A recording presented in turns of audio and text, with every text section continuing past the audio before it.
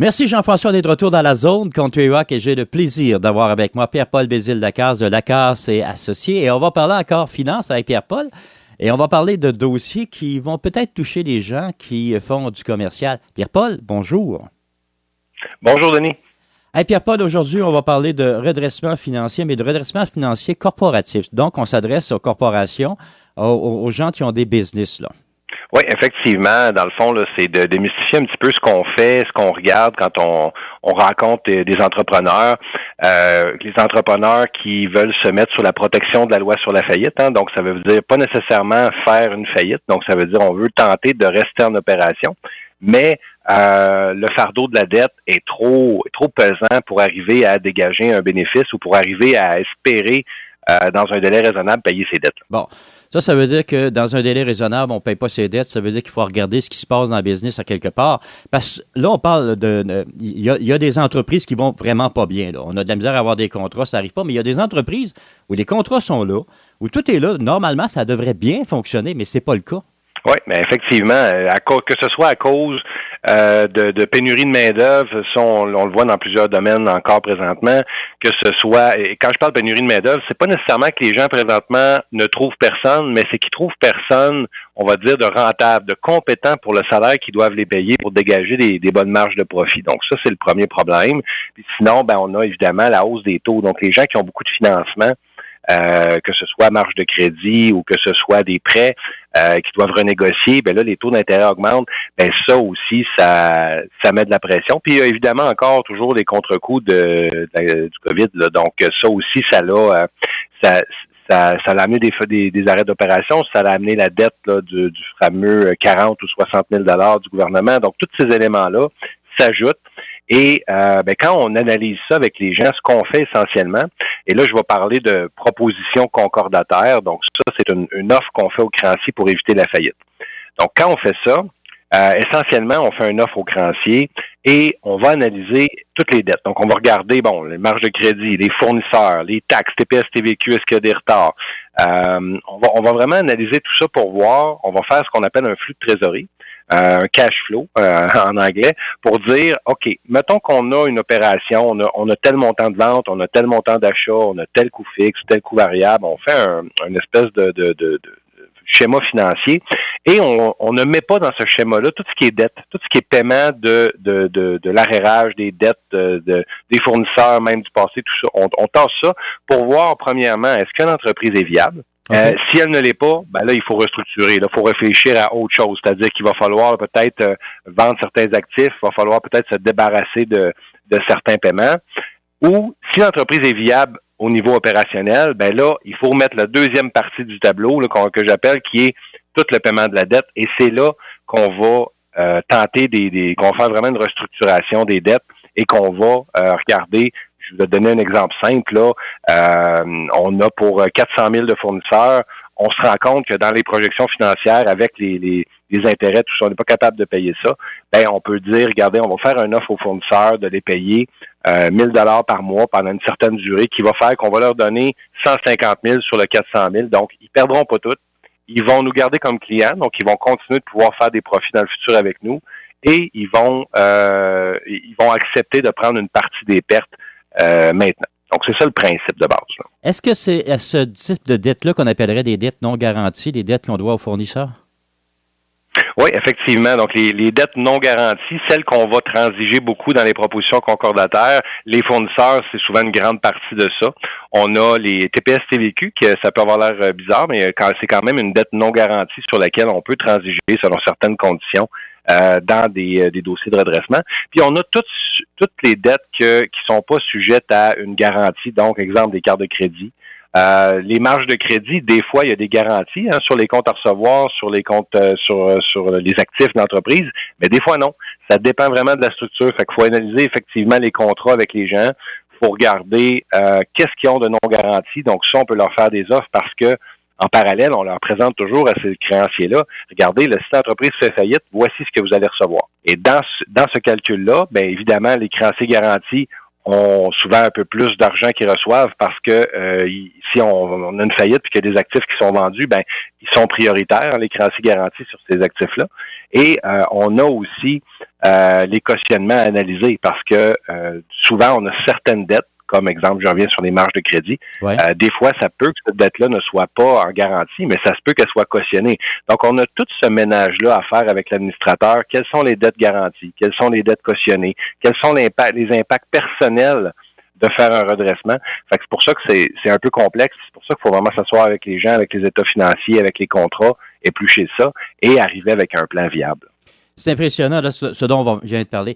Une réalité qu'on vit à l'heure actuelle, on parlait de la COVID, on a de la situation COVID, le 40 000 $, mais il y a aussi le taux d'intérêt qui est encore à 5 %, le taux directeur qui a été gardé à 5 %. Donc, les entreprises qui ont des emprunts, qui renouvellent des emprunts, se retrouvent dans une situation plus compliquée. Mais le coût de la main-d'œuvre, à quelque part, Pierre-Paul, est impressionnant, là. Les gens veulent avoir de plus en plus de bons salaires parce que ça leur coûte de plus en plus cher de vivre. Il y a une roue là, qui tourne.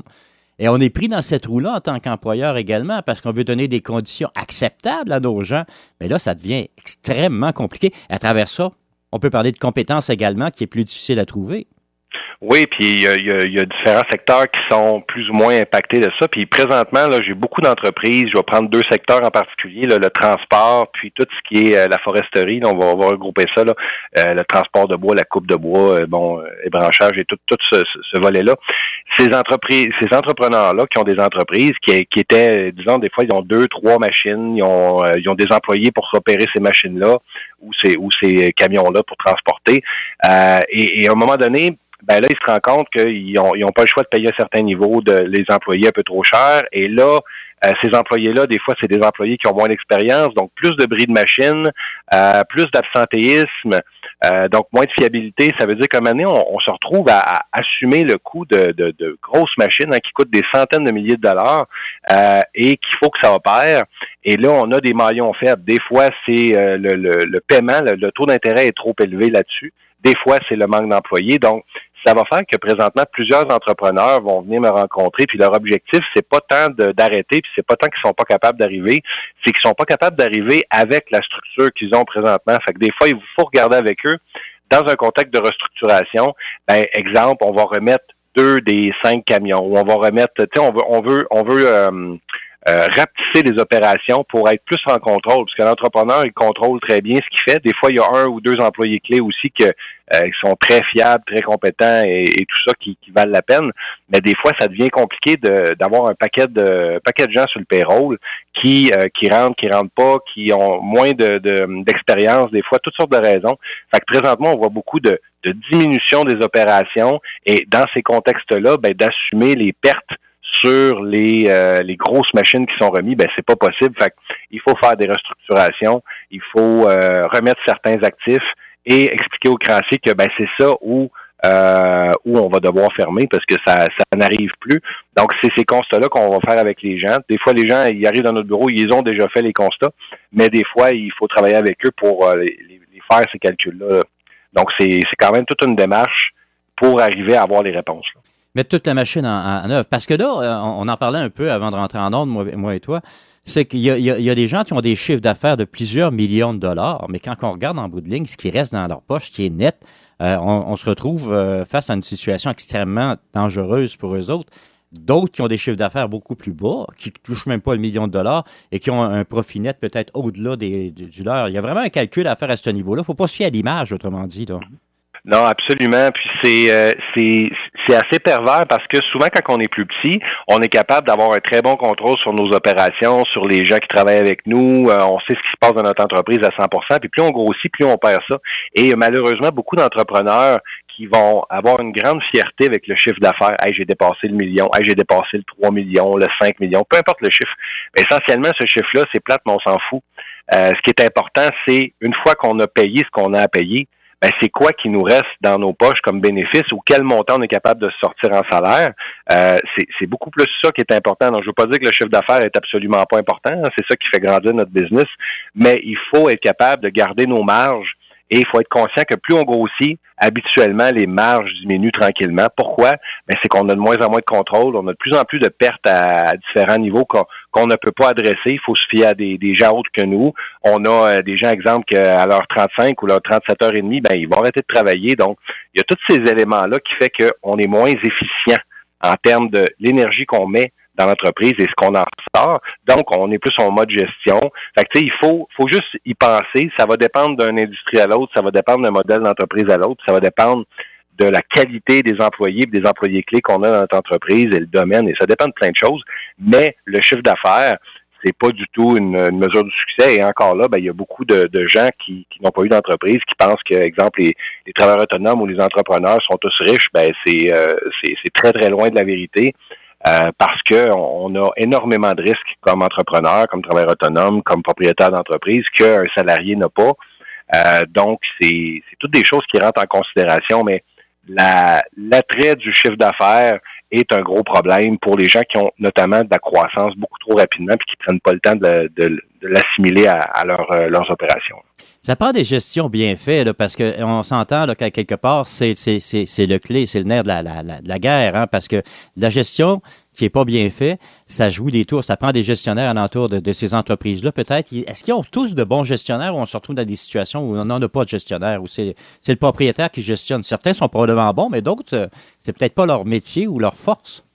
Ben, moi, je dirais que plus de 50% des entreprises pour lesquelles on va faire une faillite, assurément, si le problème est la gestion. C'est-à-dire qu'on a un entrepreneur qui est là, qui est très compétent habituellement dans son domaine, peu importe c'est quoi, là, que ce soit menuisier, que ce soit un camionneur, que ce soit un opérateur de machinerie forestière, peu importe c'est quoi son domaine, qui est très compétent, mais souvent, ben, la comptabilité est faite par qui? Ben, est faite par la conjointe, des fois même par l'ex-conjointe qui a continué d'aider après la séparation. C'est souvent là que le problème. Les gens veulent pas payer des experts comptables parce que ça coûte plus cher. Et éventuellement, ben, ils se retrouvent qu'il y a des remises au gouvernement qui n'ont pas été faites, ou ils se retrouvent avec des calculs qui ont mal été imputés, puis là, il y a une vérification du gouvernement, puis là, ils se font recotiser. C'est le gros problème, c'est dans la gestion. Des fois, c'est dans la gestion des ressources humaines aussi, parce que c'est pas tout le monde qui est bon pour gérer d'autres personnes, pour être capable de savoir quand quelqu'un va pas, pour être empathique, pour être capable de donner de la corde quand il faut, pour être capable de mettre quelqu'un à pied quand il faut. Ça demande énormément de jugement et d'expérience. Et si quelqu'un n'a pas été salarié un certain temps puis n'a pas eu des responsabilités de gestionnaire, c'est très difficile de faire le switch entre être salarié puis de dire OK, je vais partir de ma compagnie, je vais avoir des employés avec moi. C'est très, très compliqué comme transfert de connaissances et ça se fait pas tout le temps. Fait que oui, la gestion, que ce soit gestion de ressources humaines, les chiffres, la comptabilité, que ce soit la connaissance réglementaire aussi dans certains domaines, que ce soit des gens qui vont faire du commerce en ligne puis qui apprennent sur le tas, ben ça, il y a énormément de coûts de rattacher à ça. Et on paye pour apprendre, hein. Donc malheureusement, c'est ce qui cause la perte de plusieurs entreprises. Hey, c'est dramatique ce qu'on vient de dire là. C'est pas grand-chose, c'est d'aller voir des experts, se faire conseiller, se faire encadrer. C'est une poignée de dollars par rapport au chiffre d'affaires qui peut sauver l'entreprise avec de bons conseils, évidemment. Puis se faire former aussi, hein, c'est pas, tu sais, ça veut pas dire tout donner à contrat à un expert comptable externe, tu sais, ça veut dire s'intéresser à ce qu'on a besoin d'améliorer nous-mêmes comme entrepreneurs et aller chercher les connaissances, quitte à payer quelqu'un pour nous le montrer et pas plus on laisse des choses qu'on connaît pas, qu'on maîtrise pas dans notre entreprise, ben plus si on est bien accompagné, ça coûte cher.